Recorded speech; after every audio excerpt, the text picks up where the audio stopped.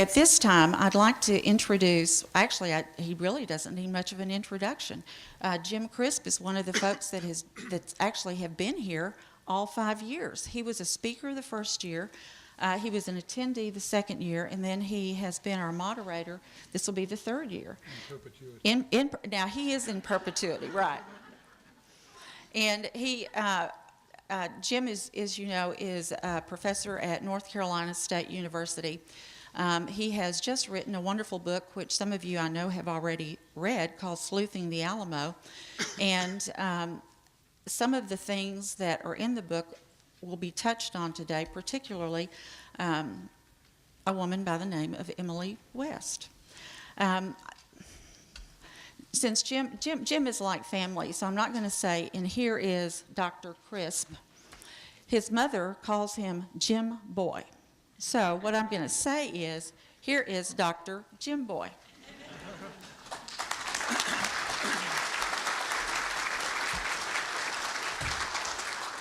Thank you very much. And so many of us have been to all 5 of these that when I looked out there, the first phrase that came to mind was the usual suspects. And some of you know who you are. And I really appreciate seeing you at not only these 5 events, but so many others in Texas over the last many years. I actually had to sign one of my books, Jim Boy Crisp, for one of my high school classmates when I went back to Henrietta in February. And for him, I'll do that. For you folks, you don't get that one. I'm going to try to keep us on schedule by keeping my introductory remarks very, very short. In terms of the whole session here and what some people have called a themeless meeting, we didn't assign, as we've done in past years, a general theme to this to this entire symposium. But let me give you just a word of wisdom so that you can sound wise. The next time someone tells you anything about the Texas Revolution, no matter what they tell you, you just look at them like you know more than they do and say, it wasn't that simple. And you'll be exactly right. And they'll wonder what you know that they don't know.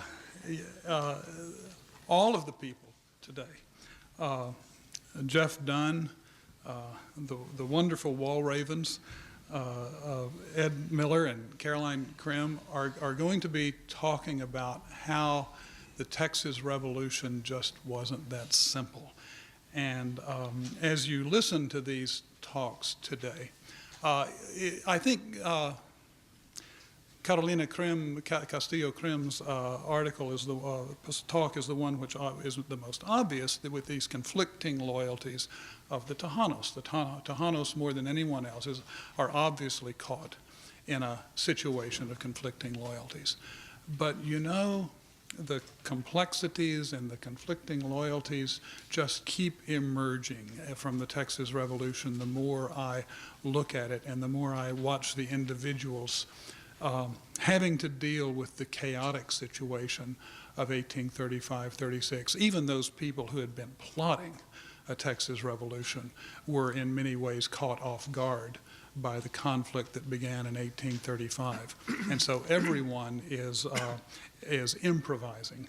I'll have some more theatrical allusions later on when I introduce Ed Miller, but just for now, I'll just say that there's a lot of improvisation going on in the Texas Revolution, and some of it is actually funny, like live at the Improv, but some of it is tragic, obviously, too. I have a minute to introduce Jeff Dunn. Jeff is, without any doubt, the best unpublished historian of the Texas Revolution. I have no hesitation in saying that. If you want to know how I first ran into Jeff Dunn, read Sleuthing the Alamo. It is on sale here because Jeff and some of the other people in this room are in that book. But every time I talk to Jeff in person or on the phone or by email, I'm more impressed by the depth and accuracy of his knowledge of what's happening in the Texas Revolution.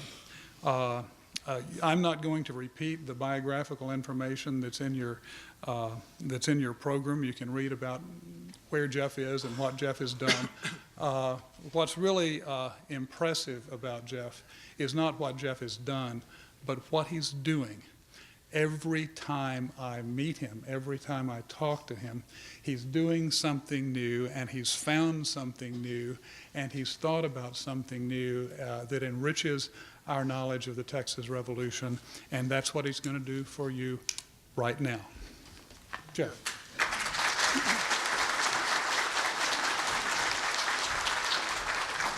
Well, thank you, Jim and Jan, and on behalf of the San Jacinto Historical Advisory Board, I also would like to welcome everyone here to our 5th annual San Jacinto Symposium. April 21st, 1836. Today, that day is called San Jacinto Day because of its importance in Texas history, and today we're here to learn more about that battle and some of the events that happened during the period of the Texas Revolution. And in this session this morning, I'm going to be talking about some of the significant military maneuvers that happened just before and including the battle with a purpose in mind. How do we explain the fact that some 900 or so men under Sam Houston, who himself was a novice military commander at the time, this little ragtag army consisting of farmers, merchants, lawyers, doctors, men with practically no or very little military experience, how do we explain the fact that these men could overwhelm and defeat a Mexican army, a division of the Mexican army of 1,200 men under the command of fairly experienced officers in less than 30 minutes? And in a battle that's so lopsided, it was considered almost miraculous by both sides. On the Texan side, it was a given that this battle was won because of the valor and bravery of the men who were fighting for a just cause. In their view, their just cause was liberty and independence from Mexico. Now, the Texans did disagree among themselves, and the eyewitness accounts following the battle demonstrate that there was a great deal of disagreement over who deserved the credit for the victory at San Jacinto. Did Sam Houston lead his men to victory after implementing a flawless and brilliant military strategy? Or was he compelled to fight against his better judgment by his officers and men? And in the words of one historian, brought to San Jacinto kicking and screaming. Well, the truth about Sam Houston really lies between these extremes, as it usually does in life. But an honest and careful analysis of the eyewitness accounts and looking at the credibility and the motivations of the people who wrote the memoirs during the 1830s, 40s, and 50s does suggest that the weight of the evidence falls in favor of Sam Houston. That ultimately, when you look at his record and look at his personality, he was an exceptional man with exceptional talents. But that does not really adequately answer the question that I've posed, which is, how really was this battle won? What was the decisive factor or factors that led to this victory, or reversely, the Mexican defeat? Because on the Mexican side, you also had exceptional people. Santa Anna, the commander of the Mexican army, was himself a very good leader, militarily and politically. The Mexican soldiers also were brave. They fought with valor. And in their minds, they believed they were fighting for a very just cause, namely the preservation of Mexican sovereignty over Texas. So what did the Mexicans do after the Battle of San Jacinto? Well, they did something very similar to what the Texans did. Only in this case, they started pointing the finger at each other and saying, it was your fault. No, it was your fault. On Santa Anna's perspective, he said the battle was lost, not because of anything he did, but because his subordinates didn't follow his orders. His subordinates, those who survived the battle and wrote about the battle, said no, it was Santa Anna's fault. It was his mismanagement, his lack of foresight that caused the defeat. Now, these were the issues that tended to get the most attention in the 19th century. But again, it doesn't necessarily explain what really happened at the battle and why the battle turned out the way it did. And the question that I'm asking is, could there be other explanations for why the battle turned out the way it did? And I think there is, and I'm going to tell you at least my theory about it today. The other thing I'm going to talk about today is a story that has seemed to have captured the imagination about San Jacinto more than any other story, at least dealing with this whole era. And that is the story of what we call the Yellow Rose of Texas, which was never discussed publicly by any of the Texan or Mexican participants in the battle, or for that matter, anybody publicly in the 19th century. And that is the story of whether or not there really was a mixed-race mulatto woman named Emily in Santa Anna's tent at the moment the battle started, and whether there was any evidence to that story, and if so, is there any credibility to that evidence? Okay. The first map I have here, and most, by the way, all my maps are juxtaposed against a modern road map, so that you can tell the road mark, you can tell the landmarks today, and you can see where things are in relationship to the cities and towns today. The San Jacinto campaign was a very short campaign. It lasted less than 50 days. And what I'm going to do first is go through the mechanics of the battle, the campaign. These are the things I'm telling you are largely accepted and not in dispute, and I'll let you know if they are in dispute. But it's important to have a good basic understanding of the maneuvers and what was happening between Gonzales, where the campaign started, and the battleground itself. Sam Houston was at Washington on the Brazos in early March, was part of the convention that declared independence for Texas, and it was during that time that the Alamo siege was occurring in San Antonio. And on March 6, Houston left Washington on the Brazos and went to Gonzales. See if I can get this to work. Gonzales is right there. He arrived there and he only found 374 men. This was supposed to be the group that was going to relieve the Alamo, but 2 days later they find out that the Alamo has already fallen. So Sam Houston begins his eastward movement, which is often called a retreat in the accounts. His first line of defense was going to be the Colorado River, about where Columbus is located today. He arrived there, and the idea was to try to get Fannon's men, who were down at Goliad, to link up with him on the Colorado River, so that the Colorado River would be the line of defense. Unfortunately, by the time Houston gets there, he learns that a group of Mexicans has come eastward following him. Fannin doesn't arrive because Urrea's men in the south catch up with Fannin before he has a chance to reach the Colorado. In fact, just only a few miles outside of Goliad. In the Battle of Colado Creek on March 19th, Fannin surrenders. So that ends his participation in the war. Santa Anna's objective was a three-pronged objective. I show it on the map here. Gaona was to head north, ultimately to Nacogdoches, although he never made it past Bastrop. Santa Anna and Ramirez y Sesma was to take the center route, and Urrea was to go a southern route along the coast.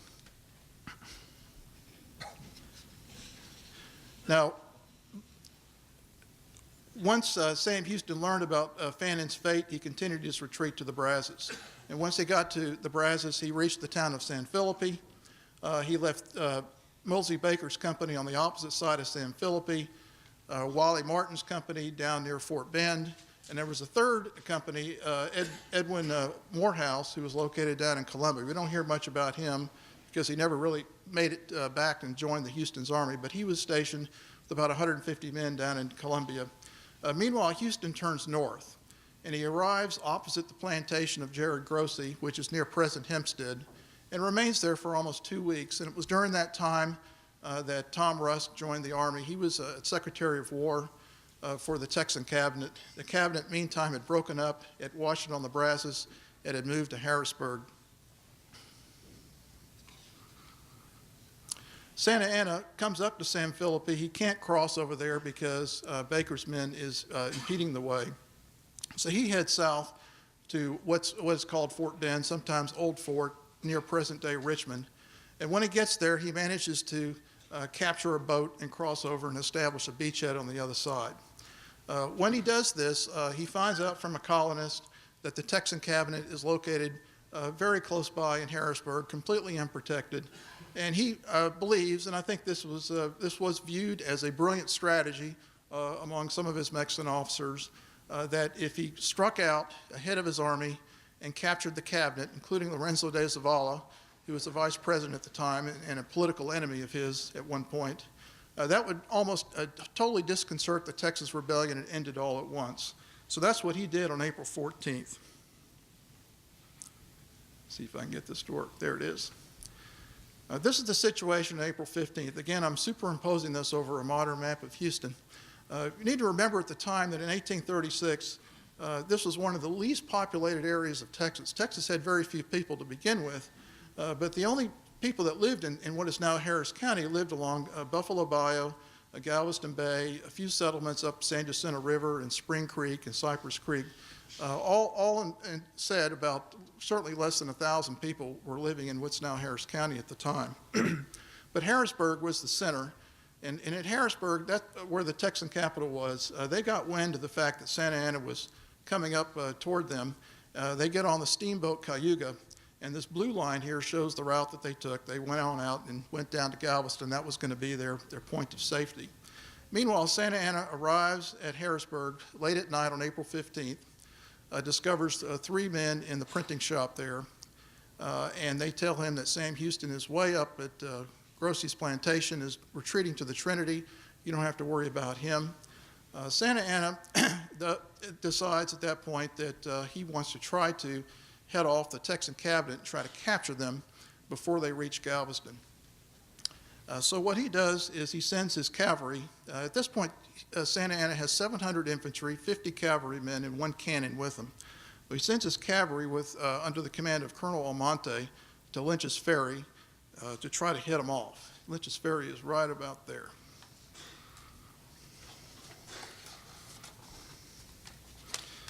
Now, meanwhile, Houston learns of this movement. Let me see if I can. Oops. This is Harrisburg today. A little hard to see, but there's a little triangular marker. And unfortunately, this marker is in a lot that's not used as a parking lot for garbage trucks. And it's very unfortunate that this very historic site is dilapidated to this extent. This marker is a marker that was placed by the Daughters of the Republic of Texas in 1928, and right on the site of where Mrs. Jane Harris's house was, which was used at that time for the short period of time that they were in Harrisburg as the capital. And here's a shot looking toward Buffalo Bayou. This is actually a little branch of the ship channel, but it's one of the original bed of Buffalo Bayou. And of course, it's right in the middle of the industrial area. On April 16th, Santa Anna changes his plans. Originally, he was going to only make a 3-day foray and come back. But at this time, as I mentioned before, he sends Almonte over to Lynch's Ferry, right here. And he also decides to send orders back to his commander, General Cose, who was a subordinate officer still at Fort Bend. When he left Fort Bend, he told Cose, I want you to take 500 men to Velasco, which is where Surfside Beach is today, and take that important port. But what he did on April 16th was he sent his officer, Miguel Bachir, back to Fort Bend with orders to General Cose to change his plans. And the plans were, instead of taking 500 men to Velasco, I want you to take 200 men to Velasco.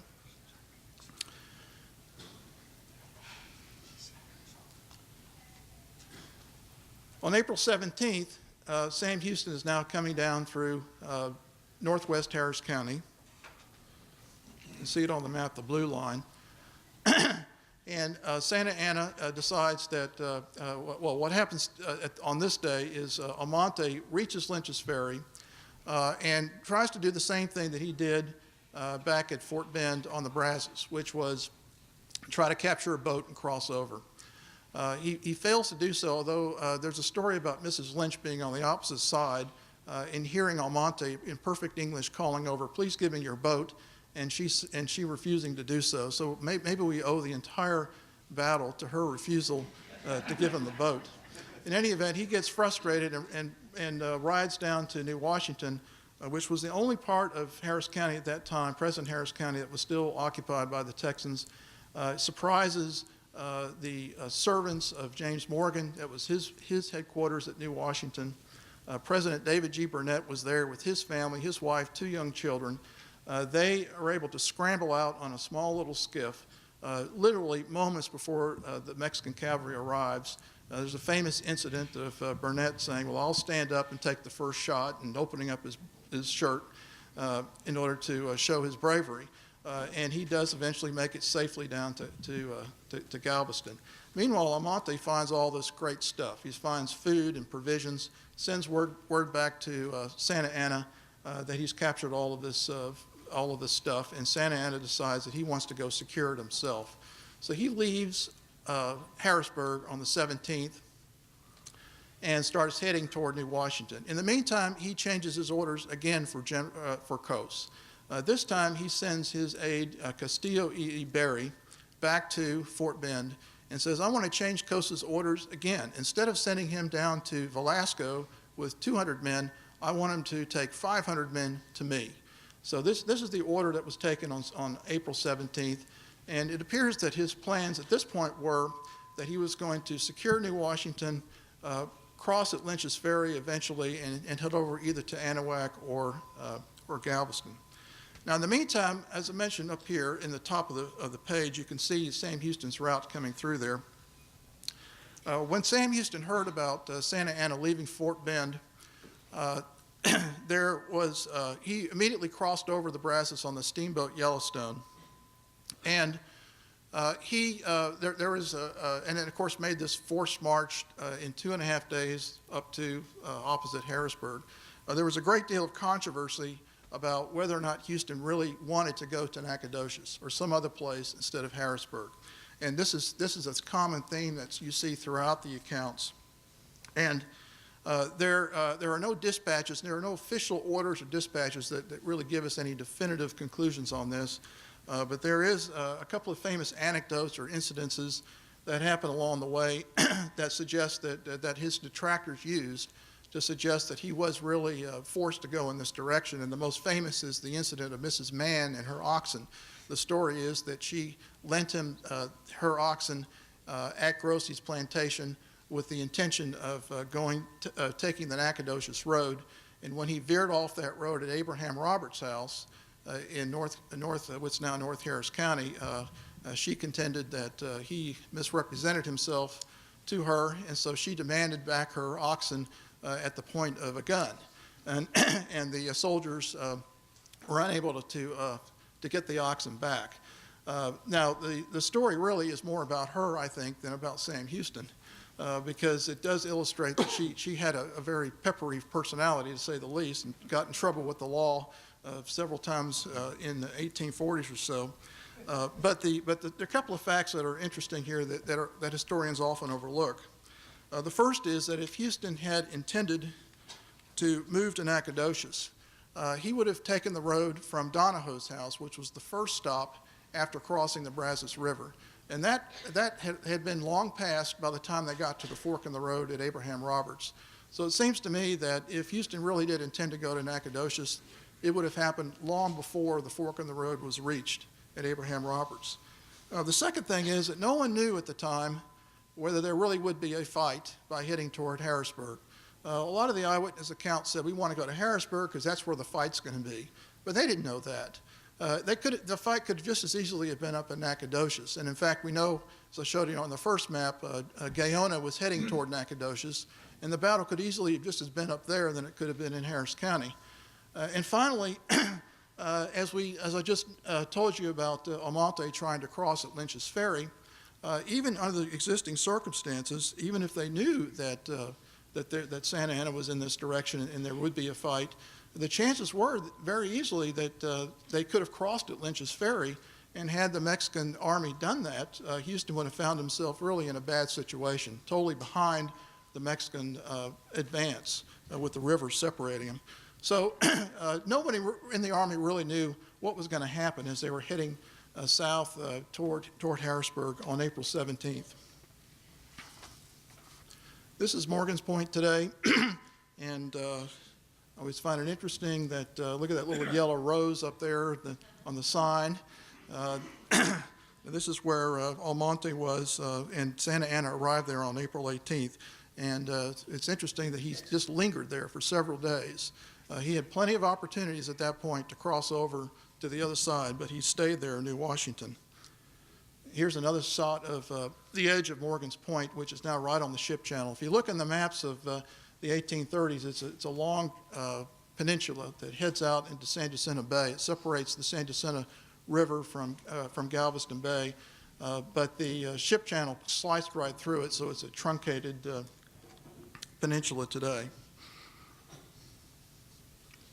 April 18th. Santa Anna is now at New Washington. Sam Houston arrives opposite Harrisburg. He sends out his scouts, Deaf Smith, Henry Carnes, to see what's going on. He sees that Harrisburg has been burned. As Santa Anna left, Harrisburg burned it.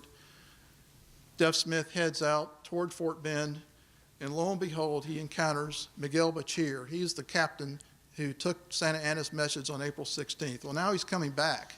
He's coming back because General Felix Sola, who was second in command at Fort Bend, decided to let Santa Anna know that he received the orders about General Cos, and also a courier who just arrived from Mexico City with a bushel of letters congratulating Santa Anna on his victory at the Alamo. So the two of them and a guide from San Antonio, who also happened to be a former member of Juan Seguin's company, the three of them were riding toward Harrisburg and encounter Deaf Smith, and Deaf Smith captures them. Deaf Smith thinks this is so great that he forces McGilliard to change clothes with him. And so, as a practical joke, he rides back with a Mexican uniform on, and Miguel Bachir is wearing the buckskins of Deaf Smith. They arrive opposite Harrisburg, and although everybody thought that was funny, the reality is that this was a tremendous amount of military intelligence, because for the first time, Houston now realizes that Santa Anna is, in fact, personally with the Army. They didn't know that up until that day. He also learns that Santa Anna has split his forces, and that the force at New Washington is much smaller than the force Houston had. He also learns that Santa Anna was intending to head toward Lynch's Ferry with the intention of crossing, and that Cos was on his way, and that he would be arriving in a couple of days.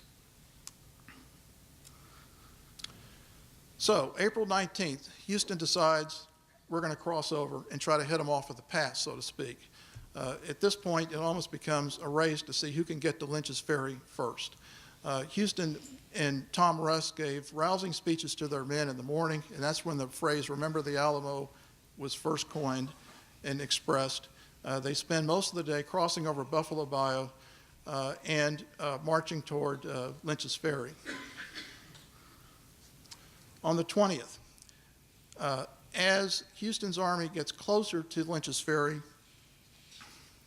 the first of several clashes between the Mexican and Texan army occurs, and this happened near James Roost's house, which is between LaPorte and the battleground, where scouts of Houston's army and scouts of Santa Anna's army clashed. Not much happened. It was a very short incident, but what it did show was that it did indicate to Houston that the Mexicans were coming up, and it did indicate to Santa Anna that there was a force of Texans on the way to Lynch's Ferry, and it hurried up his forces. Meanwhile, this dotted line that you see here across the page, this dotted line is General Cos coming on. He is literally almost right behind Sam Houston's army as he's coming up, so Sam Houston is almost in between the two forces. But it turns out Houston arrives at Lynch's Ferry first. This is a shot at Lynch's Ferry today.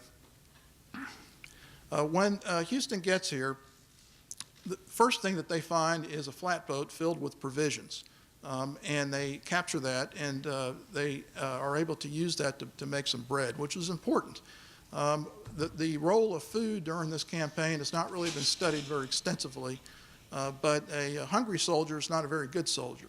And a well-fed soldier tends to fight better.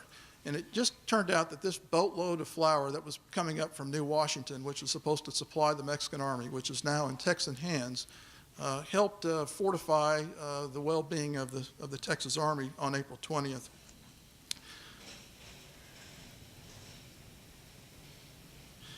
Now, as Santa Anna marches up, one thing I need to mention about New Washington and what is today called Morgan's Point is that area was settled by James Morgan in 1834 and had 3 buildings there. One of them had lots of furniture in it, and just before Santa Anna left, he decided he was going to destroy all of this and piled all the furniture up in one corner of the room, took these large casks of liquor, knocked the heads of the casks off, and he personally set fire to New Washington before heading up to Lynch's Ferry. Now, Houston found that Lynch's Ferry was not a very good place to defend himself, so he backtracked a little bit, reaching what's now the battleground. And this is the view from the Texan camp at the battleground looking toward the monument. And this was the situation where he was in on the morning of April 20th. And here's a shot looking in the other direction. In 1836, the tree cover was much more extensive, and it was almost like a natural boundary. You have to remember that in 1836, because all of this area of Texas is flat, the only means of defense was really to get behind a tree or to have a river in front of you. So the waterways and the trees were extremely important in the defensive maneuvers that were going on at the time. Now, morning of April 20th, I'm superimposing this over a modern map, so just ignore the fact that the battleship Texas is up there on the left there.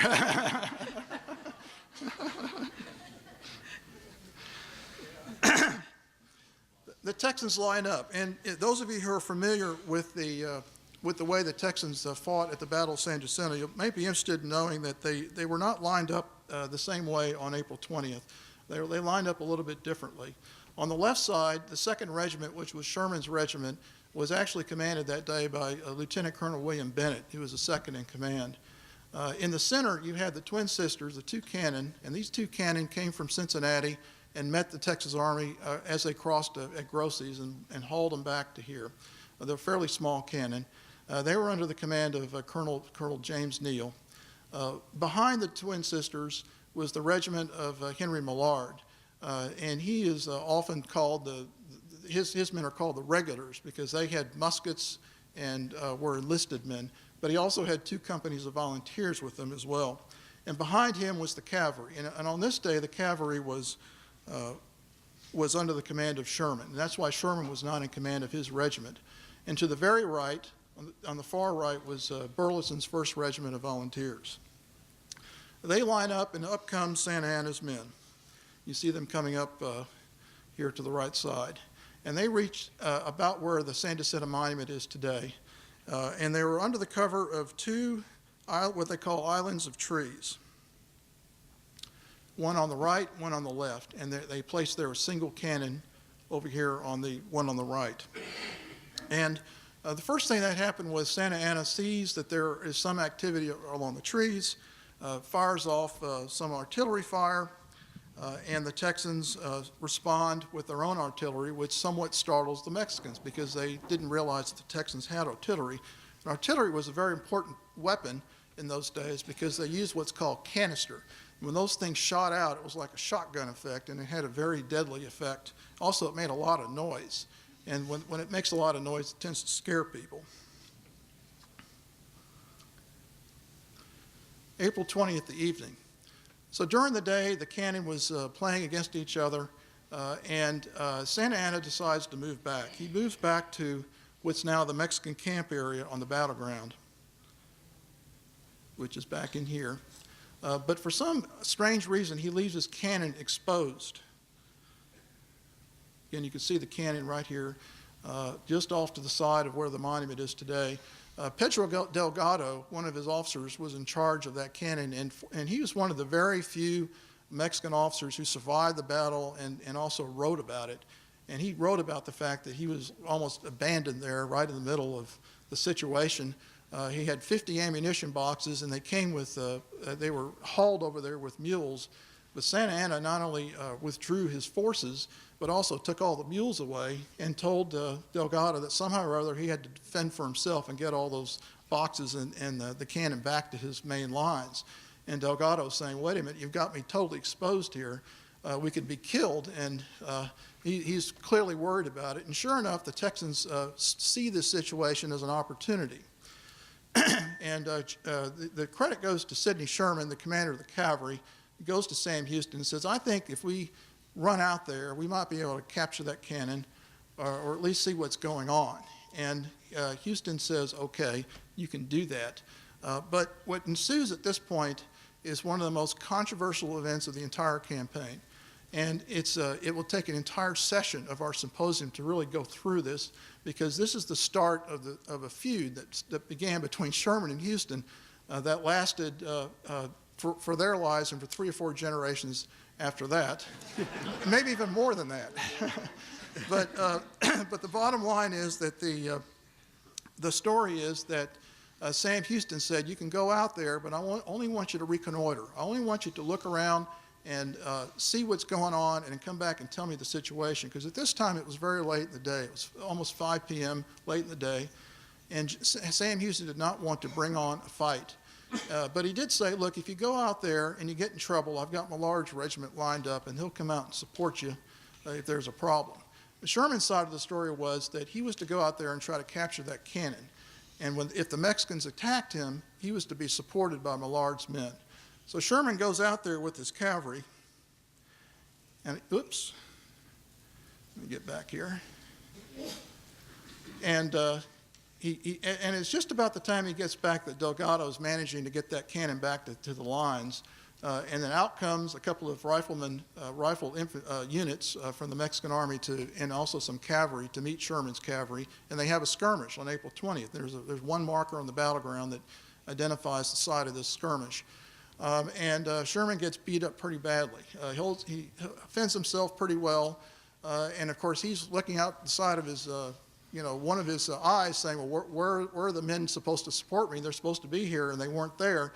So he heads back to the Texan lines, and of course he always thought that Sam Houston was trying to get him killed, which is probably not really true, but that was one of the things. And just as an anecdote here, many of the descendants still were upset about this, and one of them, Clarence Kendall, is relation to the famous Kendall family.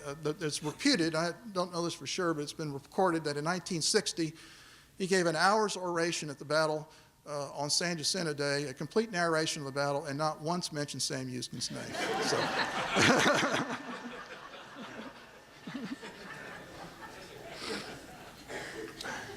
So, evening of April 20th, Santa Anna moves back to his lines and attempts some measure of fortification. The fortification consisted of nothing more than pack saddles and branches of trees in front of him, and the Texans, of course, go back to their lines and wait till the morning. 21st. This is an overview of the 21st because lots of things happen on this day. And what we show here is that when Houston left Buffalo Bayou, he did leave a camp guard under Captain McNutt, and that camp guard consisted of about 300 men. Some of them were sick, some of them were not really effective. But Cos also comes up that day. Cos finally reaches Santa Anna's men, and instead of bringing 500 men, he brings 400 men. And the reason he brought 400 men is because when he got to Sims Bayou, let me back this up here. When he got to Sims Bayou, the bayou was too hard to cross. He had too much baggage with him, so he left Colonel Mariano Garcia there with 100 men. And in a very little-known incident that happened on April 21st, these guys at the camp guard went down and attacked the Garcia contingency and apparently even killed one of the men. But that's a little-known incident that happened with the camp guard over on Buffalo Bayou. In the meantime, the little blue dotted line that I show you on the map is the route that Deaf Smith took.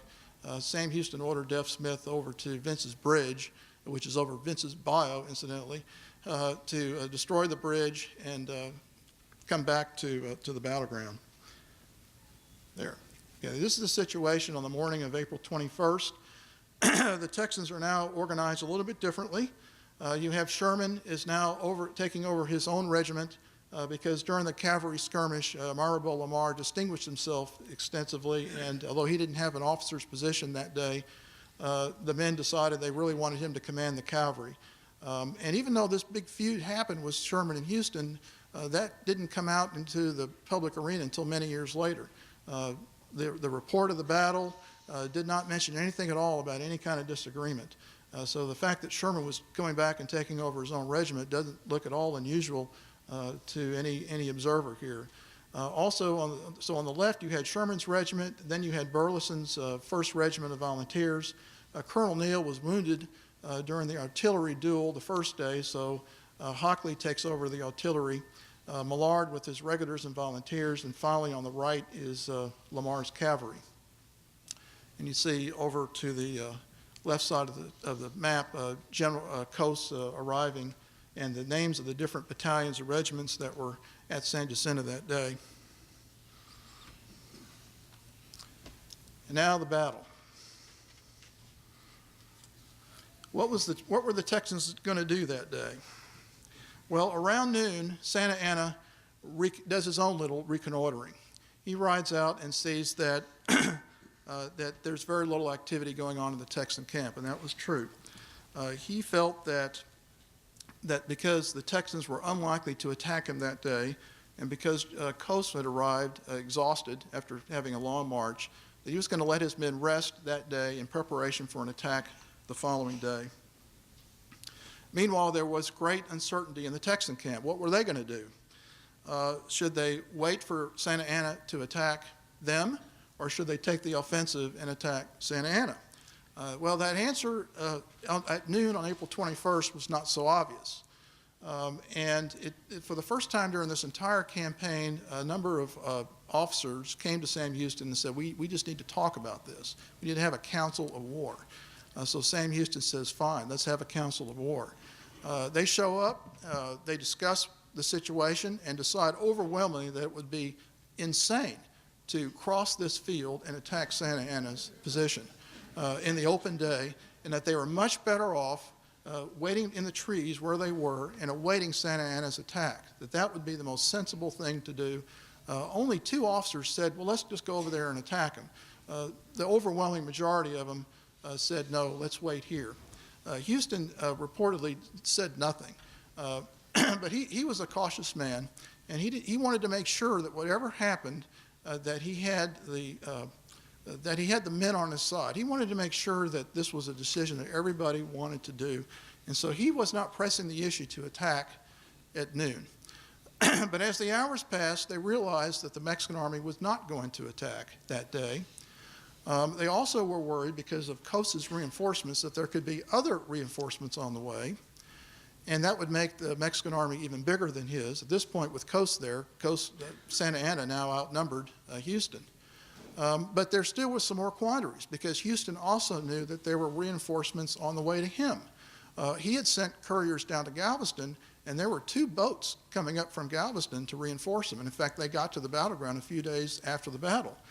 There also was a company of volunteers coming down from Nacogdoches. So should he wait and perhaps wait till he gets those reinforcements? These are all things weighing on their minds, and as Jim Crisp mentioned, these incidences, this battle is not quite so simple. It's a fairly complex thing on both sides.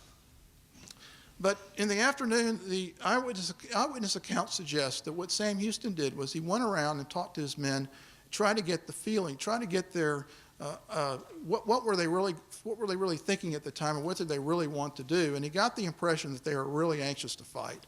That comes through loud and clear in a lot of the eyewitness accounts, but of course those are after the fact, after they've won. What you really have to do is think about what was happening at the time and not try to think about the Monday morning quarterbacking.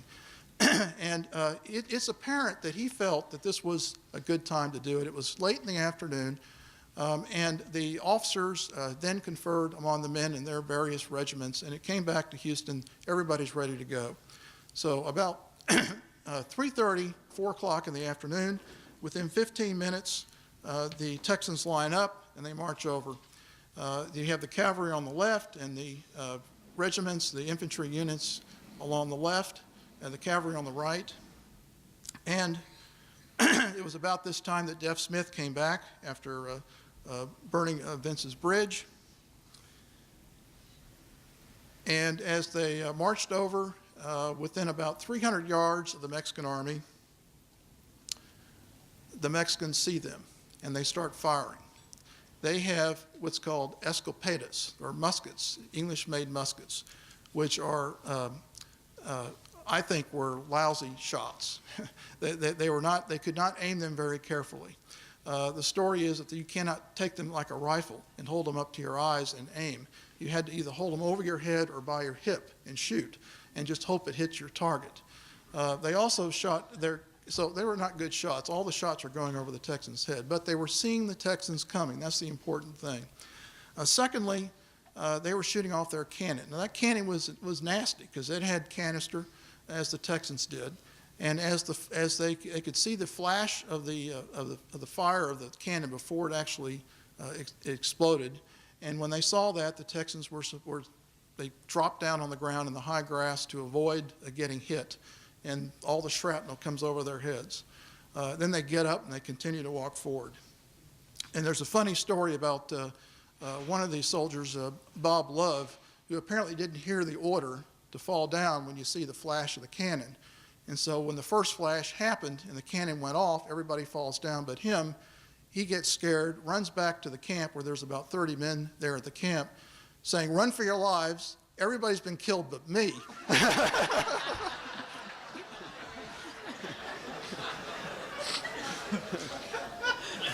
That's been documented at least on 2 occasions. Now, meanwhile, the Texans do not fire. They march up, and if you go to the battlefield today, this is the lone marker, the Houston wounded and horse killed under him during battle. He's looking out, the Mexican lines are in front of you. And the Texans get to about 70 yards after being under fire for about 15 or 20 minutes. And with Sam Houston riding between the lines, he gives the men the order that changes the entire complexion of the battle. And it consisted only of one word, which is coincidentally visualized on your program, which is charge. Instead of stopping to reload, which was a very difficult and time-consuming task with these flintlock rifles that the Texans had. They had better rifles, better ammunition. They rushed the Mexican lines, using their guns as clubs and knives. And Sherman's men hit the left line first. The cavalry then hit the Mexican left next. And then Burleson and Millard had a little trouble getting the center because there was resistance there, but they eventually took over the center and took over the cannon. And in less than 30 minutes, the battle was over with. There is an interesting account by Ramon Caro, who was Santa Anna's secretary, who describes the scene. He says that the horrible memory of that moment makes the pen drop from my hand for a few minutes. Imagine our being surprised at 4 p.m. in the middle of an open plain with nothing to obstruct the view of the enemy from our front. They succeeded in advancing to within 200 yards from our works without being discovered, and from there they spread death and terror among our ranks. Once it got to that point, it didn't become a battle anymore. It became a rout, and the Texans were totally disorganized, every man fighting for himself, which was an extremely dangerous situation for the Texans to be in. Houston knew this. Many of his officers knew this, because if Feli Sola had been sending reinforcements, the Texans would have been in extremely bad shape at that time because they were breaking their guns. They were not in order. But as it turned out, there were no Mexican reinforcements. And for several hours, there was a lot of death and destruction, totally one-sided. There is an account by J. Hazard Perry, which has only recently come to light. It was mentioned in the Dallas Morning News only a few weeks ago.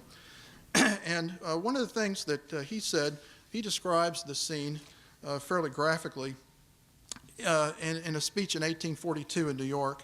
He says that he saw much cruelty perpetrated by the Texans upon their enemy that day, and at one time some 400 Mexicans were enclosed by the army. They threw down their arms, knelt, and begged for their lives. The Texans who first came up were disposed to spare them, stopping to cleanse their rifles. But the main body soon came up and at once rushed upon them, beating their brains out with their rifles and tomahawks. The officers could not control their men, and when the cry, "Remember the Alamo," was raised, the fury of the Texans was beyond restraint. The battlefield was covered with tall grass, and many of the wounded Mexicans had concealed themselves in this. There being a high wind, some of the Texans set fire to the grass and then shot at the wounded wretches as they came crawling out. Colonel Perry said that he saw sometimes 6 or 7 men firing at a single man. Now, it's important to know, though, that this mayhem was not motivated by any racial prejudice or hatred. And that is something that's very important to recognize here, because that was not part of what they were fighting for or what the Mexicans were defending themselves against. In fact, there's one remarkable account that refers to an incident involving one of Juan Seguin's men, which illustrates that even they had this zeal. And this comes from Walter Lane's account. He says that during the fight, a Mexican officer found himself at the very muzzle of a rifle in the hands of one of our men. He begged for mercy and happened at that moment to see a Mexican who was in our ranks, whose name was Menchaca, whom he had known for many years at Behar. He bellowed out to Menchaca, calling him a brother Mexican, and invoked him to save his life. Menchaca replied, quote, "No, damn you, I'm no Mexican. I'm an American. Shoot him." And the soldier fired and killed him. So it was bad. This is the back part of the battlefield. Many people think that they refer to the fact that Peggy's Lake was where a lot of the carnage was, but actually there was a little boggy bayou between Santa Anna's camp and Peggy's Lake. And if Santa Anna had only situated his troops on the opposite side, the south side of this boggy bayou, I think the battle would not have turned out the way it did, because it would have impeded the Texans' march. But he didn't do that. And this little boggy bayou, which today looks more like a lagoon, is where most of the death and destruction occurred. And this is also where Almonte was finally surrendered at the end of the day toward dusk, and the battle was over, with Santa Anna being captured the next day. Now, that ends the narrative of the battle. What was Santa Anna's excuses? Well, he said, first of all, Coase came up with raw recruits instead of chosen troops. In other words, he felt like Coase disobeyed orders because he didn't bring the right troops. Coase carried too much baggage with him, and as a result of that, 100 men had to stay behind at Sims Bayou and couldn't make it. That was another excuse. He blamed the capture of Miguel Bachir, the courier, on April 18th, which was a good excuse, because that did give Houston the incentive, and that's why Houston marched over to Lynch's Ferry. He said he ordered close vigilance of the enemy, but Castrillon didn't do it. He disobeyed orders, his general, who was supposed to be in charge of that. Now, the problem is Castrillon was killed during the battle, so he can't defend himself to talk about whether that was legitimate or not. And there's also an interesting account that he and Santa Anna had a very bad argument on April 21st, just before the battle. So they may not have even been speaking to each other by the time the battle had started. He also admits that he was overconfident and suggests that the overconfidence may have thrown him a little bit off guard. But I think that the real reason that this happened goes back to that one-word charge, because when that charge happened, that was the surprise of San Jacinto. It wasn't the surprise of San Jacinto wasn't that they were caught completely unaware that the Texans were coming, because as I mentioned before, the Mexicans were firing on them for quite some time before the Texans actually got up to them. And so they had time to prepare for this attack. But what they weren't able to prepare for was the fact that the Texans didn't stop and reload and fire again. Instead, once they fired and fired once or twice, they charged them. They ran up against them. The Texans they had what's called elan, which is spirit, high morale. Remember, the Alamo was electrifying. They were physically bigger, so in a hand-to-hand fight, it was easier for the Texans to overwhelm them. It caused a panic among the Mexican lines, and once the panic starts in a group like that, it's hard for the Mexican officers to get control. The Mexicans did the best they could under the circumstance, but that was a very unusual maneuver for anybody in the 19th century to do, was to actually charge the camp, and it was extremely risky, as I mentioned, because if reinforcements had come along, the Texans would have been in bad shape. So I think that the real surprise of San Jacinto was the change in tactics right at the moment that the significant part of the battle started. Now, what about the other reason. What about Emily D. West and the Yellow Rose of Texas? Is there any substance to that? I've only got a few more minutes left, and I want to go through that. The first thing I want to ask you to do is wipe your mind clean of everything you've heard about the Yellow Rose of Texas and Emily West, because most of it is probably incorrect. And this story comes from one source, and one source only. It comes from a journal of an Englishman named William Bollert, who came to the town of Houston in 1842. And coincidentally, the very day that he is visiting with Sam Houston, he writes in his journal, the following is a copy of an unpublished letter written by General Houston to a friend after this extraordinary battle. He's referring to the battle. And he says, the Battle of San Jacinto was probably lost to the Mexicans, owing to the influence of a mulatto girl, Emily, belonging to Colonel Morgan, who was closeted in the tent with General Santa Anna at the time the cry was made, the enemy, they come, and detained Santa Anna so long that order could not be restored readily again. That's it. That's the sole account. There's nothing in here about her age, what she looked like, or nothing else. We never would have even known about this journal except for the fact that it ended up at Newberry Library in Chicago in 1912, and historians knew about it for decades, but the story was never published until the 1950s. And it wasn't until Jim Letzwalder, Jim Criff's graduate student, did the forensic work that the reference to Sam Houston was really associated with this account. But it's important to emphasize that this story it's not known whether this story was generally talked about in the 19th century, because nobody on the Texan or Mexican side ever wrote about it. There's no even manuscript letters that refer to the story that indicate that there was even a rumor going around of this account. So the question is this credible? Is this a believable account? Let me point this out. This is a copy of the actual diary. You can see here, in the very top part is where it mentions Emily. Well, we have some corroborating evidence in passport record in the state archives. And when Woodward and Bernstein did their report on the Watergates, they would never publish anything unless they had two sources to back it up. We only have one source for this story, but we do have two documents that shed some additional light on who this Emily was that belonged to Colonel Morgan. And one of them is this passport record, which was discovered, so to speak, and related to the story in the 1970s. And this account says that the bearer of this, Emily D. West, has been since my first acquaintance with her in April of '36, a free woman. She emigrated to this country with Colonel James Morgan from the state of New York in September of '35 and is now anxious to return and wishes a passport. I believe myself that she is entitled to one and has requested me to give her this note to you, your obedient servant, I.N. Moreland. Her free papers were lost at San Jacinto, as I am informed and believe, in April of '36. Moreland was part of the artillery company at San Jacinto. So this places a name. Here's a woman named Emily who's associated with Morgan, and she is a free woman, which is consistent with the mulatto reference in Ballard's diary. And it indicates that she came from New York, or at least was coming from Texas from New York with James Morgan.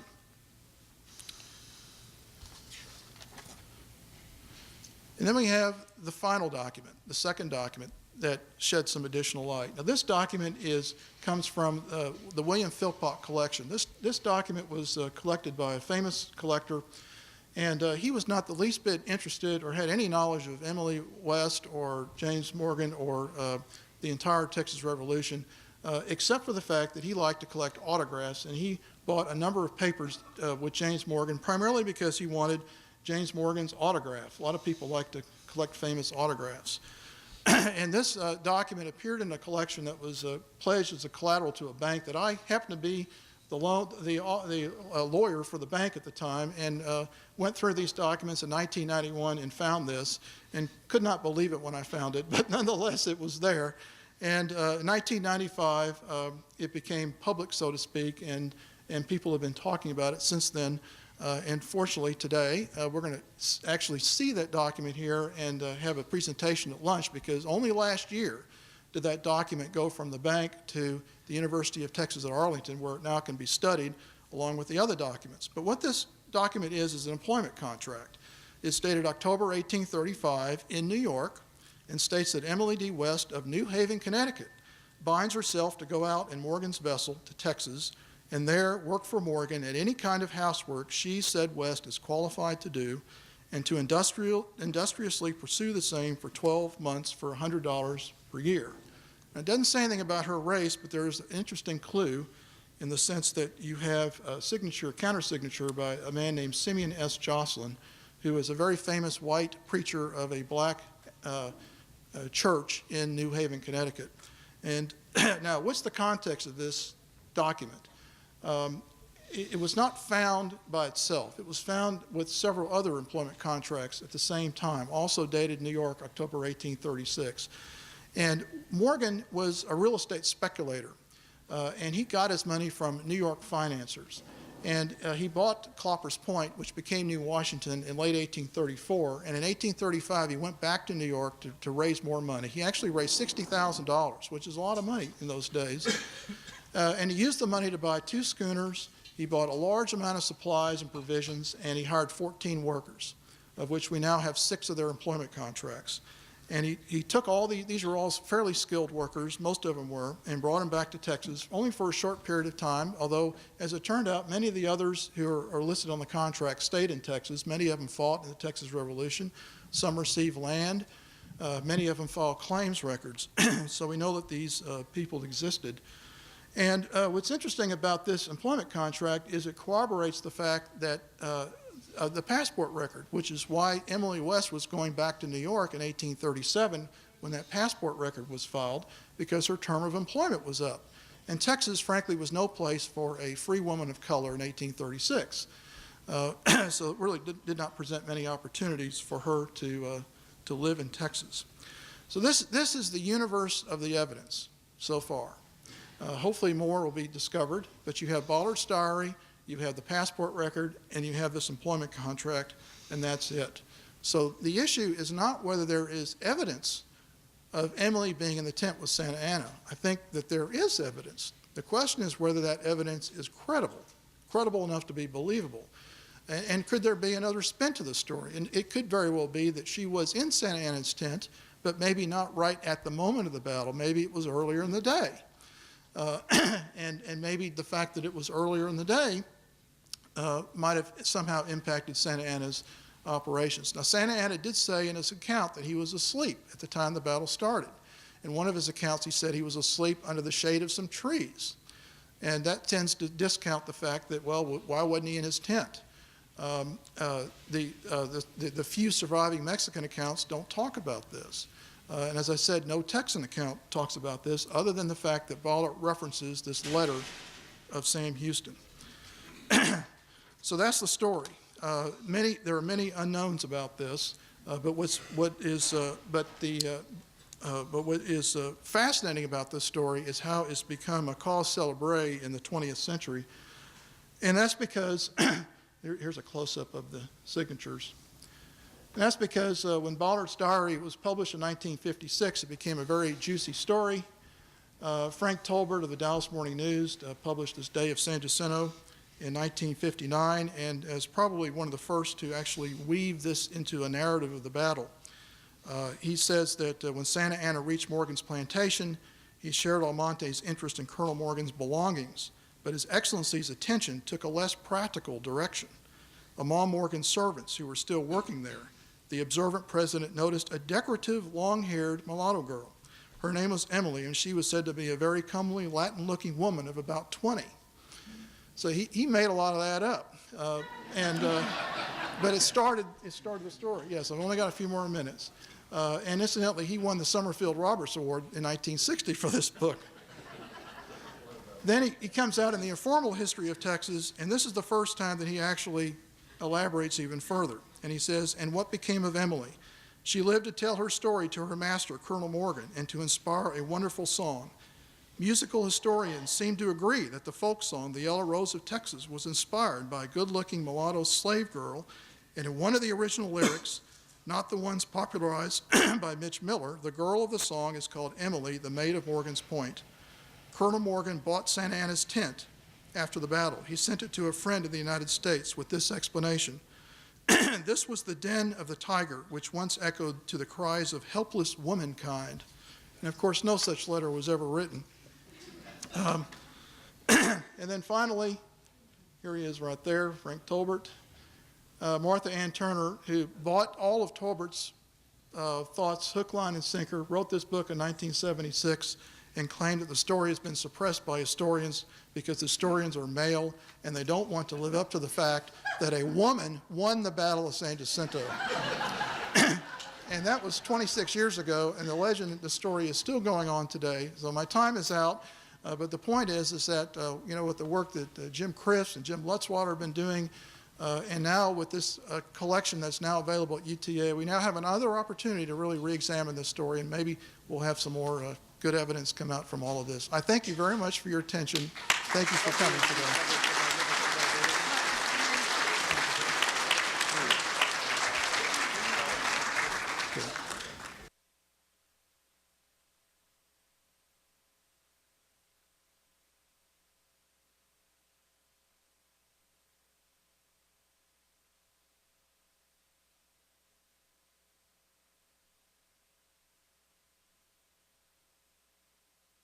How do I turn this off? This off. Okay. Thank you, Jeff. Great job. Just take your time and don't worry about going over, okay? Hidden deeply within Jeff's comments was a clue to our next speakers, the people I called a moment ago, the wonderful Walravens. And you can read about the books they've published and the exploits that they have accomplished in your program. What was that hidden clue? That clue that Jeff mentioned about, some of these Texans had muskets, but there are a couple of references to a couple of hundred of those muskets that had bayonets. And that's why the title of the paper that the Walravens are about to give you, and we're not going to make them do a two-step to come up here back and forth. This is a joint effort, so they're going to share the microphone, and you might just tap it to make sure it's, is it working? Okay. Yeah. They're going to talk about a really interesting aspect of the Texas Revolution that doesn't get as much attention as it should. And both they and then Ed Miller later in the day are going to be talking about it. And that is the role of the United States, specifically the politicians and Army officers of the United States in getting assistance to the people who were fighting the Texas Revolution. I wrote a review a few months ago, of a really remarkable book by Bruce Winders, the historian and curator of the Alamo, a book that I would recommend to all of you, which plays into this idea of the fact that the United States was very much interested in Texas, as we've seen. He called his book A Crisis in the Southwest. I called my review of his book The 30 Years' War for Texas, because that's what he describes, that conflict between what became Mexico and what was the United States over Texas lasted a very long time. And this is one chapter in it, but it's a very important chapter. And it's one which, as I say, gets less attention than it should. The Magnificent Barbarians, a book published by the Walravens in 1993, was brought to my attention by a mutual friend who said, look at this chapter. And that chapter has been recently updated and published in the Quarterly of the Texas, the Southwestern Historical Quarterly by the Texas State Historical Association. What they're talking about is the Sabine Chute. Reminds me of the old fire escape slide on the Clay County Courthouse, which has now been taken down. Real shame. We used to go up that chute and down that chute. You couldn't come down the fire escape unless you made that hard climb up first. They're going to talk about the Sabine Chute, that supposedly escape route for the runaway scrape in the Texas Revolution. over the Sabine and into the safety of the United States. And they're going to talk about the people who may have been going the other way.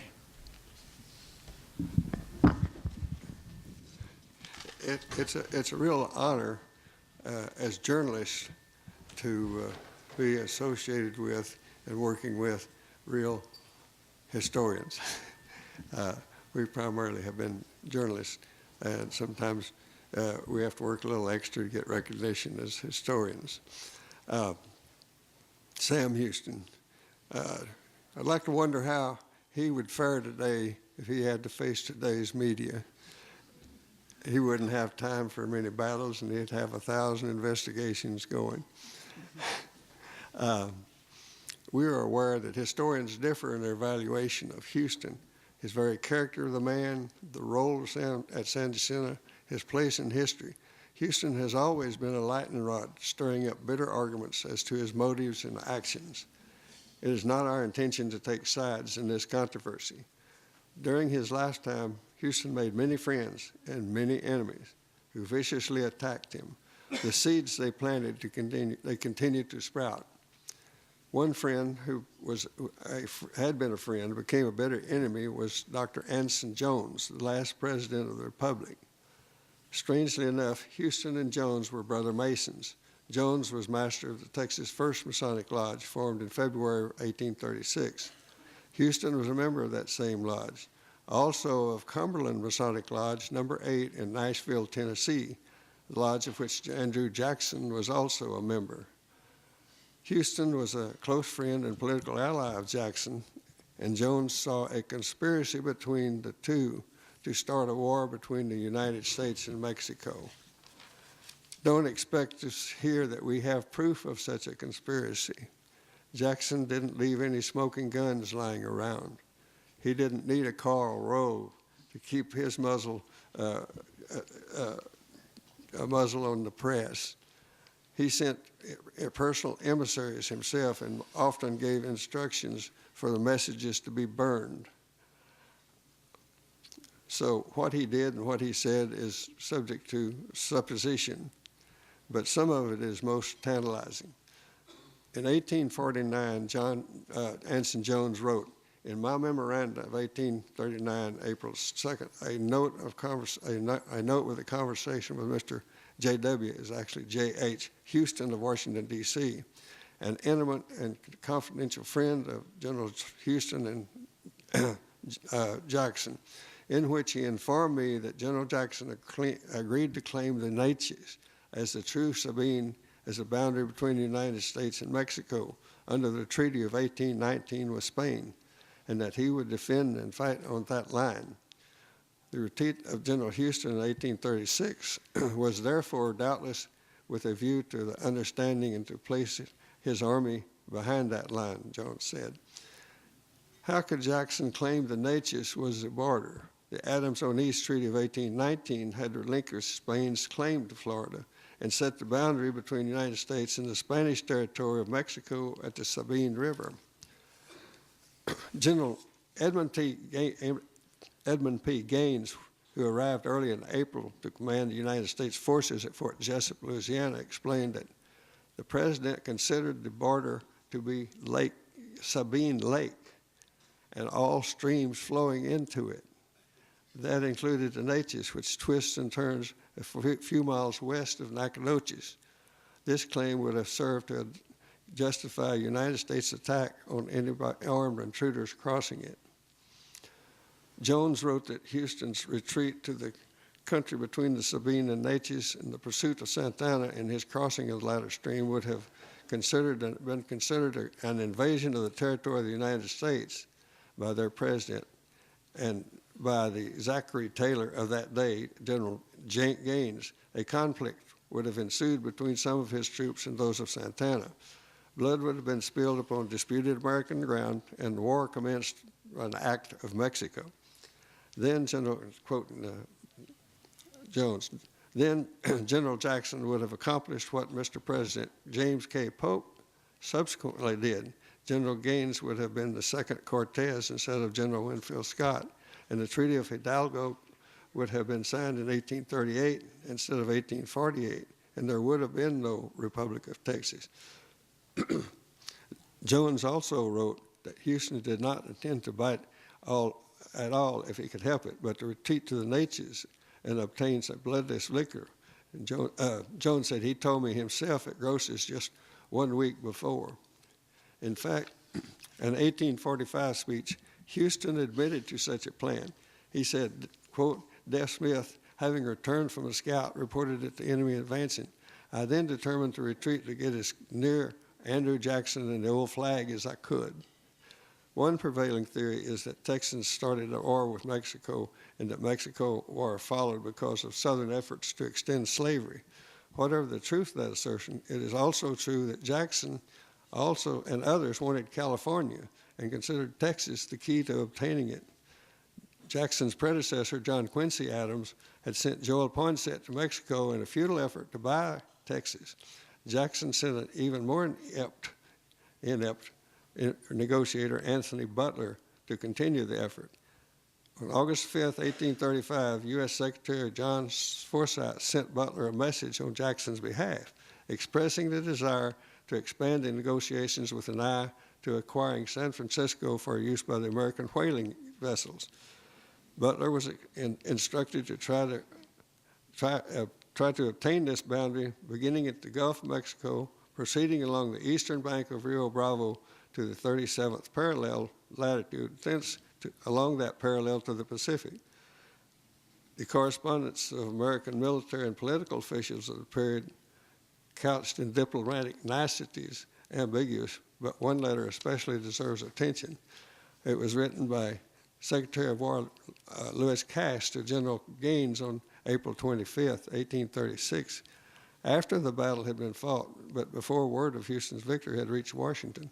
While it disclaimed any desire to take territory from the Mexicans, it authorized Gaines to take a position, quote, on either side of the imaginary boundary line as may be best for your defensive operations. You will, however, under no circumstances advance no further than Old Nacogdoches, which is within the bounds of the United States, which is a wild claim. It went on to say that such a position would not be exercised unless it was necessary to defend the security of the frontier. However, since Nacogdoches is west of the Sabine, such an adversary advance by Gaines would surely have provoked a military response from Santana, in other words, a war with the United States and Mexico. At one point, it is clear that Jackson's desire to obtain California is not merely for expansion purposes, but to get the votes of the Eastern whaling interest. Jackson wrote, Jones wrote that Jackson was convinced that Texas would ultimately revert to the U.S., but California was not so situated. And for a foothold there, General Jackson would have paid liberal, but he would have engaged in a war with Mexico for the same purpose if the pretext could have been found for commencing it. Whether or not Jackson and Houston were scheming to start such a war, evidence indicates that U.S. troops, while Jackson was commander-in-chief, actually played an important part in the battle that won the Texas independence. One key is the muskets and the bayonets in the hands of regular troops. Although information concerning them is sketchy and contradictory, military records tell the story, but more about that in a minute. Dr. Eugene Barker, in reviewing the Heroes of San Jacinto by Sam Houston Dixon and Lewis Wilkes Kemp, said that the book sheds a light on the antiquarian historical problem of some importance. It used to be said, and probably was believed by some historians, that 200 soldiers of the United States Army fought at San Jacinto. Quote, if one knew when each of the San Jacinto veterans entered Texas, when enlisted, and how long they served, and how long he remained in Texas after the battle, one would be in a position to deny or verify this ancient assertion with a fair degree of certainty. The book does not give all the information necessary for a determination of the question, but that it is given tends to disprove the assertion. Although Dr. Baker is believed otherwise, evidence seems to substantiate the ancient claim. As Santana advanced across Texas in the winter of 1836, the route of terror of those fleeing to the Sabine River of the United States was called the Sabine Chute. That name could have well applied to the stream of volunteers and soldiers coming the other way. We became interested in this question while we're working on the Magnificent Barbarians. In our research, we came across the incredible story of John Walker Baylor, probably the only man to serve in every major battle in the Texas Revolution. The son of an Army doctor who was a friend of both Sam Houston and Andrew Jackson, Baylor was admitted to West Point in 1832 when he was 17 years old. He got in all kinds of trouble at the academy. He was expelled for fighting, but President Jackson overruled the courts-martial and had him reinstated. He was eventually dismissed for failing French. He then took medical training from his father. His father died, and he came to Texas in the fall of 1835. He took part in the initial capture of Goliad, the Battle of Conception, the siege and storming of Bear, and he was a signer of the Goliad Declaration of Independence, and went to the Alamo with either James Bowie or Philip Dimmitt, and left as a courier to Fannin. He escaped death at Goliad as a member of Colonel A.C. Horton's cavalry, which was cut off from the enemy. He then joined Houston's army and drilled some of the reluctant militia. He was slightly wounded at San Jacinto and was one of the horse marines who captured 3 American ships carrying supplies to the Mexican army at Copano.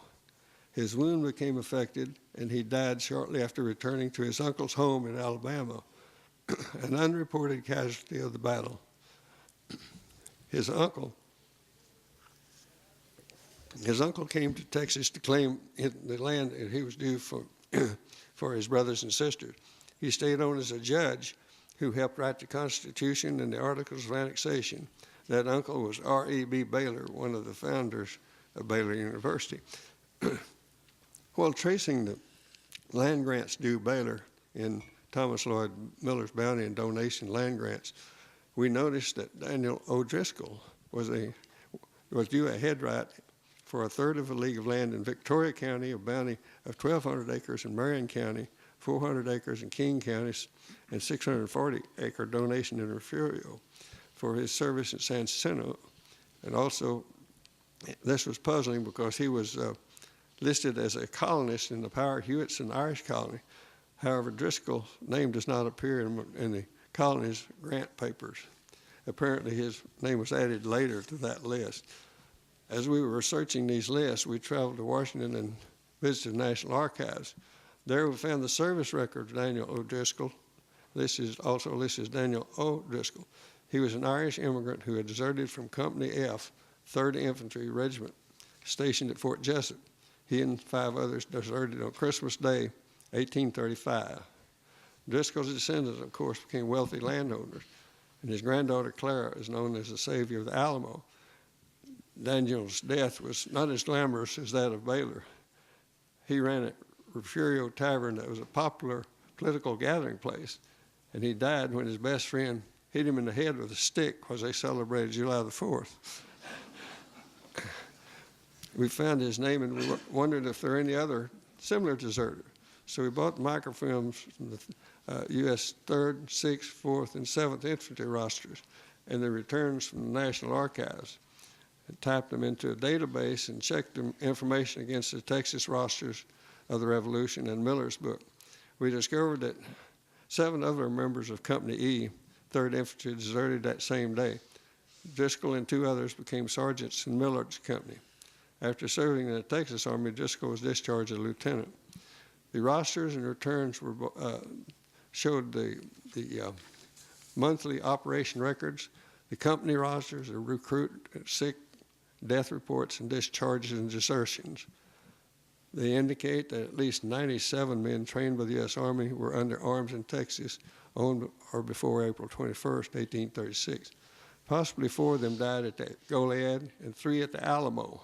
And a check of rosters and returns from other U.S. frontier units might show similar results. We found names similar or identical to some 50 nominal deserters and 32 men who had been honorably discharged, some of them 2 or 3 years previously, on the Texas rosters before April 21st. In additional 15 names appear on both U.S. and Texan rosters at the same time as the Battle of San Jacinto, indicating that these soldiers could have remained in their U.S. Army roles while they were actually in Texas fighting a war.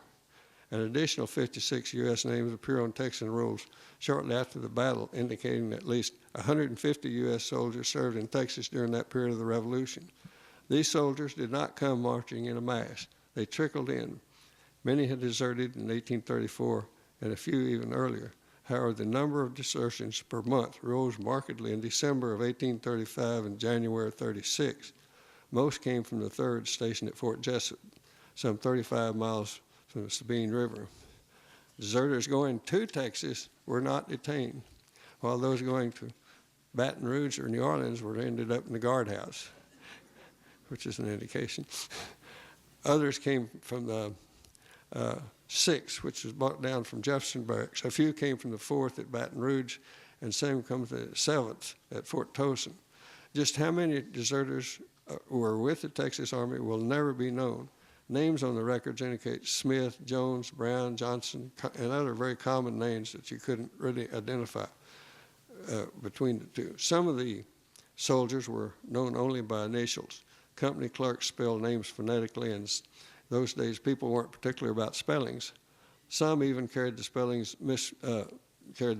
of their own names changed from time to time. Furthermore, accounts of less men in units escorting the panic-stricken civilians to the border to defend Galveston or to other positions. And what most significant of all, the U.S. 3rd Regiment, Company D, for 1936 is missing from the regiment, so there could have been quite a few more. It is more than a probability that many of the Texas regulars at San Jacinto were in fact United States soldiers in United States Army uniforms carrying United States government issue muskets, powder, and lead. Their most distinguishing mark was their GI bayonets. The two key words in the statement are regulars and bayonets. Texas did not have a large number of regular soldiers in March 1836. A special committee reported, this is in March, just ahead of it, a special committee reported that the regular Army, there appears to be 60 privates. Although they did not know it, 30 of these were dead with Travis and Alamo. Another 30 were serving with Fannin and probably died at Goliad. Fannin had proposed that West Pointers be recruited to train Texas troops. Travis agreed. He has been the top exponent of regular troops, but found recruiting them frustrating. The government offered a $25 bonus and 800 acres as an enlistment inducement and a promise of uniforms, horses, and equipment, but there were few takers. Independent frontiersmen were reluctant to subject themselves to rules and military discipline. Also, many of the volunteers refused to be formed into companies because they wished to be able to go home and protect their families if circumstances required it, as they did, indeed. Travis managed to recruit 40 men to his troop before it set out for the Alamo. On the trail, 10 of them deserted, taking horses' equipment with them. 5 would fight at San Jacinto, including Alfonso Steele, who was severely wounded and lived to be the last survivor of the battle. So, turn this over to my partner. Okay. Well, Travis screened a few more regulars with Juan Seguin's troop. Most of the Army was composed of raw volunteers. The Mobile and New Orleans Grays might have qualified as regulars, but they fell at Goliad and with Travis at the Alamo. As Houston retreated northward, his army grew until news of the Goliad massacre arrived and many colonists left to protect their families. Along the muddy trek to Harrisburg, he began once again to pick up recruits. Captain Henry Teal added 40 regulars. Among them were men who brought their own arms and needed no clothing allotment, the men from the U.S. Army outposts across the Sabine. In Day of San Jacinto, Frank X. Talbert said that, quote, a number of regulars wore parts of United States Army uniforms disguised with buckskin accessories. They were garrison troops from Louisiana who'd been allowed to, quote, desert for a short fighting vacation with the Texas rebels. We've decided that it might have been a good idea for him to substitute volunteer for desert because it has a better connotation. But anyway, one early San Jacinto victim was Private Olwyn J. Trask. Talbot said he was a U.S. officer on leave to serve as a private in the Texas Army. He was mortally wounded on April 20th when the Texas cavalry skirmished with Mexicans. We could not find him on West Point rosters, but there was an early graduate named Thomas S. Trask. When the next day's battle began, Colonel Henry Millard's fully equipped regulars supported the artillery to the right of the center of the Texas line. The volunteers were ordered to fire some 100 yards from the Mexican lines, but Houston ordered the regulars to fire about 30 yards from the enemy. Such a short range is another indication of U.S. service, as in 1834-36, the United States was equipping its soldiers with variations of the Model 1816 flintlock musket, which had a much shorter range than the rifles most of the volunteers carried. However, the regulars could reload faster and more efficiently than the volunteers. As the Mexican troops seemed to be reorganizing, the volunteers were ordered to kneel and fire. The salvo completed the rout. When told to halt at the breastworks, the more disciplined regulars followed orders, standing ready to respond if Mexican reinforcements arrived. They offered the only semblance of stability when the volunteers, screaming for revenge for the Alamo and Goliad massacres, became uncontrollable in their bloodlust. Earlier in the spring of 1836, Brazos River merchant Francis Smith was in Cincinnati seeking treatment for cancer. After he learned that his condition was hopeless, he decided to return to Texas. The ladies of the city asked him to take the famous twin sisters with him. He did, and then died shortly after he delivered them. As Houston retreated before the advancing Santa Anna, 30 men, including officers, pushed and shoved the newly arrived weapons, 6-pounders, through the mud and across flooded ravines. When the battle finally came, they were fired with devastating effect, even though there had been no time for practice shots. Thanks to experience in the U.S. Army, the artillerymen didn't need much practice.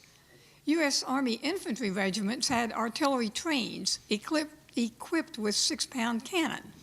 The first lieutenant of Houston's Artillery Corps was William Shaler Stillwell, an 1827 graduate of the United States Military Academy. 7 privates from the regulars were transferred to, quote, assist the Artillery Corps.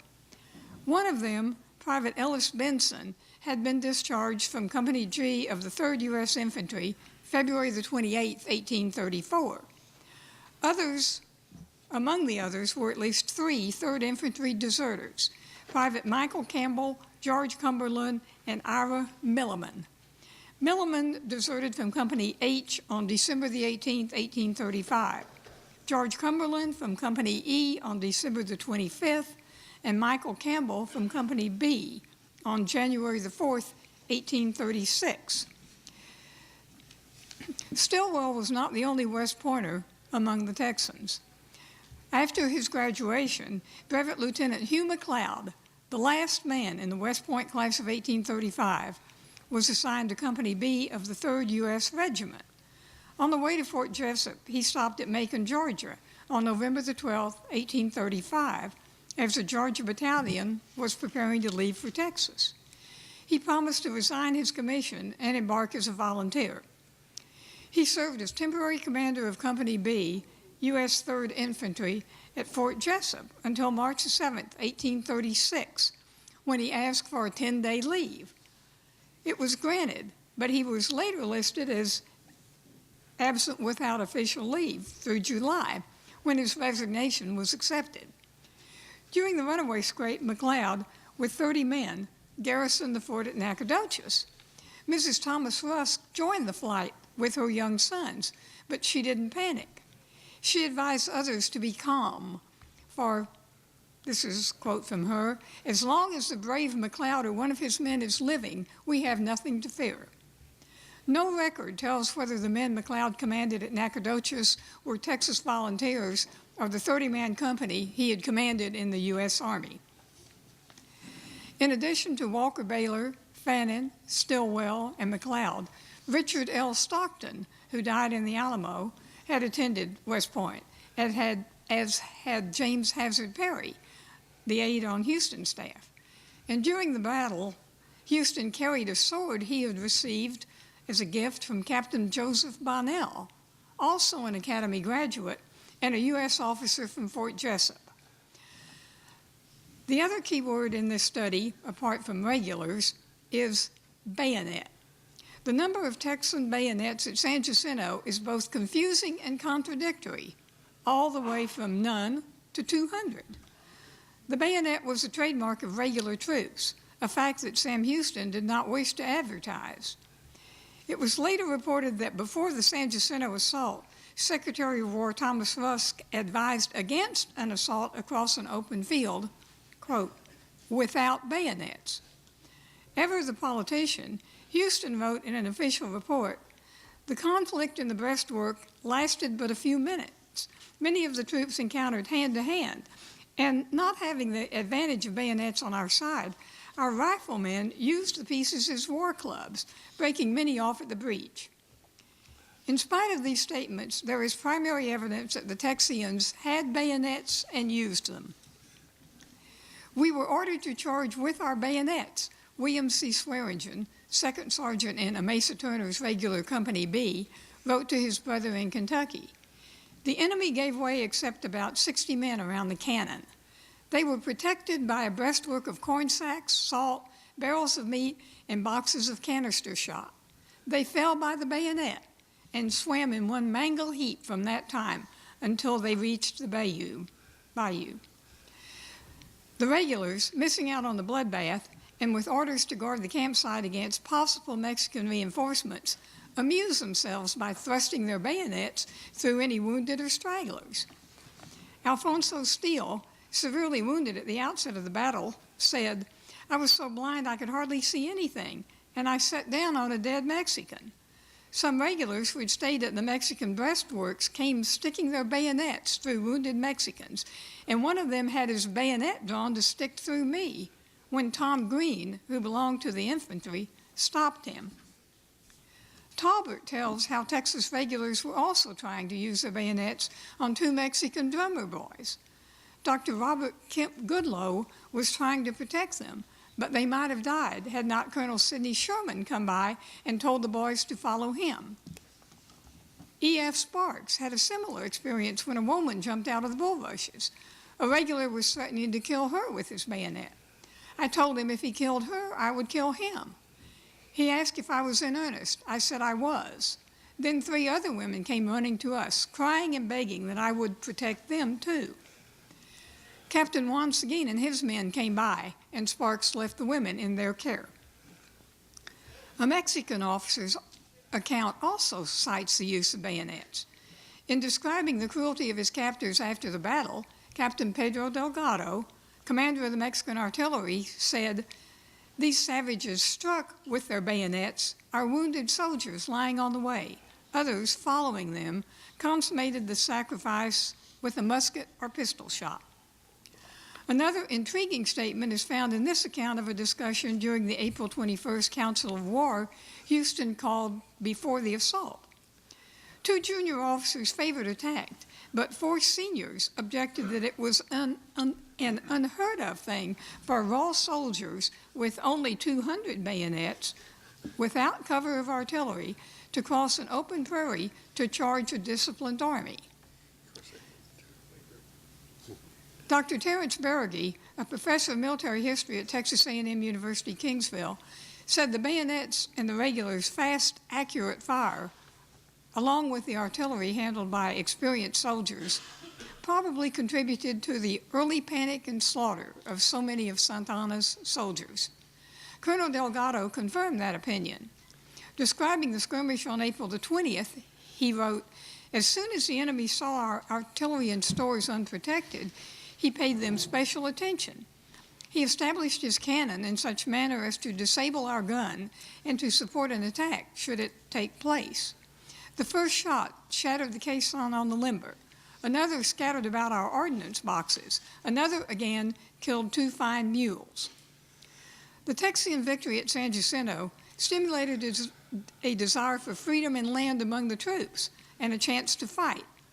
When General Gaines ordered an armed force into Nacogdoches in late July of 1836, members of the 3rd, 4th, and 6th regiments took advantage of new opportunities to desert.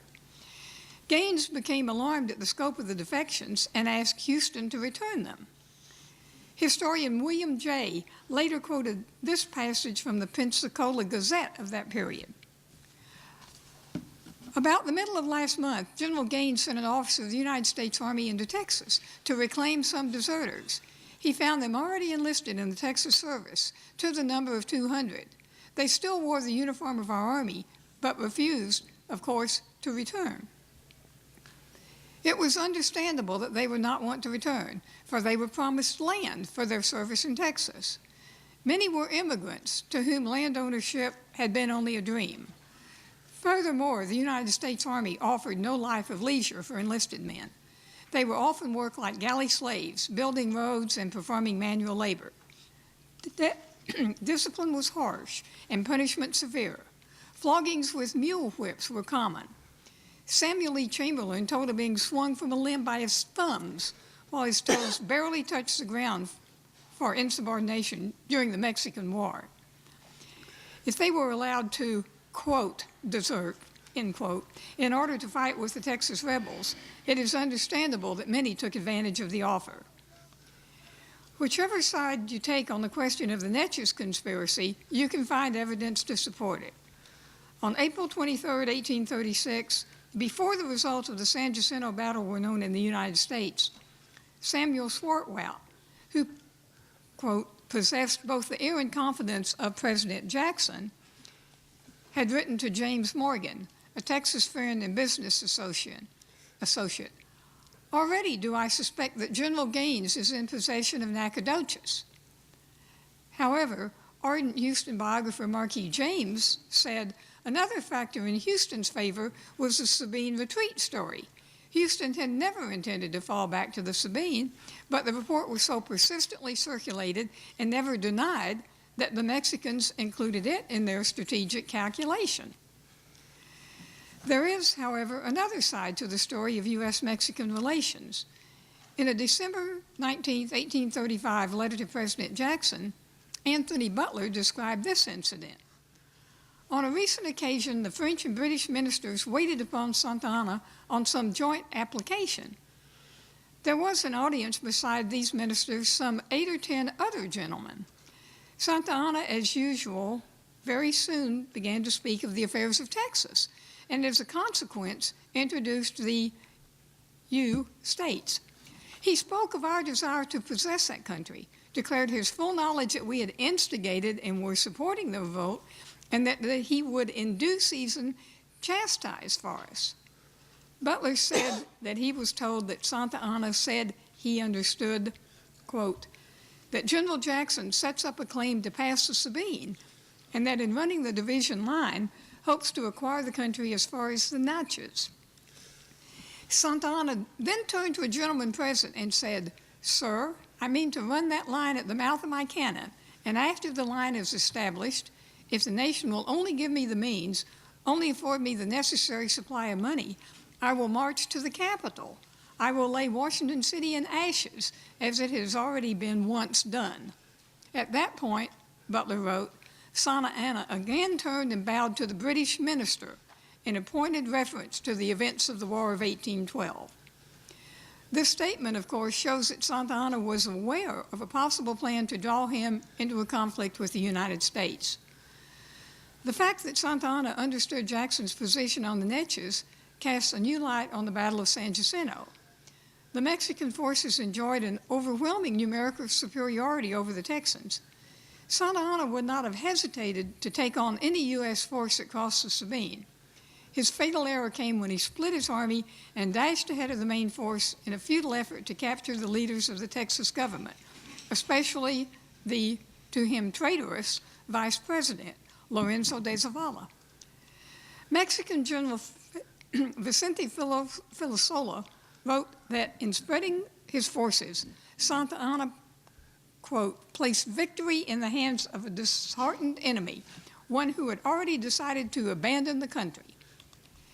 In defense of his actions, Santa Anna wrote, since the direction that Houston had taken showed that he was withdrawing across the Trinity River, and so that there should remain no one to fire a shot from the Rio Grande to the Sabine, it was necessary not just to worry the rear guard, but to cut off his retreat and defeat him.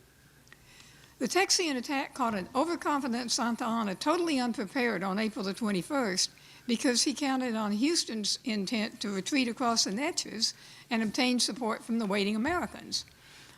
As to whether his men forced a reluctant Houston to turn his march south to San Jacinto instead of east toward the Sabine, or whether the wily general made the decision himself, the question will probably never be resolved.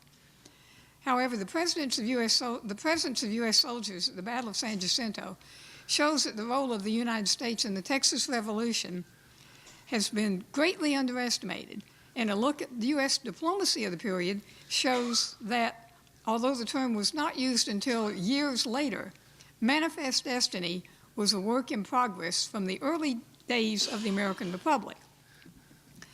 The victory of Sam Houston and his forces on the San Jacinto battlefield was the key to the success of that manifest destiny.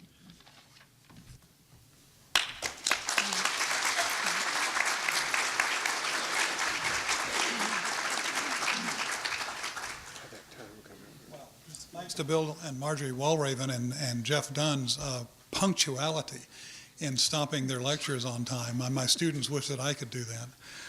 We have 4 or 5 minutes for some questions that you might have. I have a question for them that I don't want them to answer now, but to think about for our larger and longer question and answer session later in the afternoon, and that's the question about sources. For Jeff, Houston's alleged promise to Sherman to send Millard's men in support. Who says so besides Sherman? The Council of War. I think there are probably discrepancies in the sources on what exactly was said in the Council of War at San Jacinto. And I would want Jeff to say something about that. And then, of course, also you've seen the conflicting versions of who said charge and why. It may be that I'll have to emulate one of those stories about Sam Houston when it gets time for lunch. And some of you may be getting up to go by the time I give you permission. That's certainly what some people have claimed, that when Houston was wondering whether to yell charge and ask Rusk or someone like that whether he ought to issue that order, he says, well, you might as well, because there they go. So I want, I would like later in the afternoon for some of these discrepancies and possible discrepancies in sources to be addressed after they've had a chance to think about that. It's a little unfair to say, tell me your source off the top of your head, because I have a few moments where I can't think of my wife's name. We have a question right here. I'd like them to discuss their opinion of the involvement of the twin sisters. Similar type question, you may want to address it later, but it seems that it had a much greater importance than we give it credit. Let's just take the 2 or 3 minutes we have left and let each of you say just how important in the final outcome at San Jacinto, I think all of them have alluded to this, were the twin sisters, which came obviously from the United States in the nick of time. I think Delgado. Use the mic to a greater extent. I think Delgado illustrated as much as anything, because he was an artilleryman and he was impressed with the accuracy of the thing, and it disabled their cannon. Bill, would you suggest that the accuracy of that artillery crew had anything to do with those United States troops who were manning the artillery? They moved them from the other units after they were in. They moved them from the other units after they were already situated, because They were in artillery when they moved them over to the artillery segment. Yeah, Jeff, did you need the mic? No, I think the Twin Sisters did have an effect, and as I mentioned before, a lot of it was just the noise created a lot of fright, and they had the effect of throwing off this shrapnel, which had the effect of destroying a lot of the breastworks. There's accounts of the breastworks being destroyed, or parts of it being destroyed because of that. These were field pieces, and there were other cannons laying around lower Gulf Coast at the time, but they were not. See if I can get this so we don't get the feedback. So but those were more like naval guns and used in forts and things of that sort. The field pieces had caissons and were shipped down through New Orleans, and the chain of possession indicates that they went to Brazoria first, and then around to Galveston, to New Washington, up to Harrisburg. But they were not very big, and the accounts differ as to whether they were 4-pounders or 6-pounders, and that was determined by the weight of the ball that you used to put in the cannon. But they really didn't have any balls to use, round balls, so they cut up shrapnel and put those in bags and used that as the ammunition. But you have Hockley, who commanded the artillery, on April 21st said there were 4-pounders, but Houston said there were 6-pounders. But the reality is that the circumference is so small that all they really had to go on was just eyesight, probably. And the Mexican cannon was described as a much bigger cannon, as a 12-pounder by Sam Houston, but Santa Anna describes it as a 6-pounder. So it may have been a much smaller cannon. And incidentally, there are accounts that talk about the Mexican cannon being called the Golden Standard, but the reality there is it was really called El Volcan, the volcano. The Golden Standard is somewhat of a 20th century name that was applied to it. There was an 1836 account that Lewis Kemp interpreted as Golden Standard. But if you look at that account, and if you're interested in these cannons, I can give you that citation. It doesn't look like Golden Standard to me, so I think that it was more of a 20th century name. So it's interesting to think, because there were only 3 cannon at the entire battle, but they did have an effect. The other side tended to respect the cannon. Sorry, Jeff. Marjorie, did you want to add anything to that discussion? It's after 11:30. We promised you lunch at 11:30, so charge. When the Mexicans were firing all 5 high, that's brown vest. They had to turn their head because of time. Very interesting stuff. And that's why they were so ineffective. Thank you so much.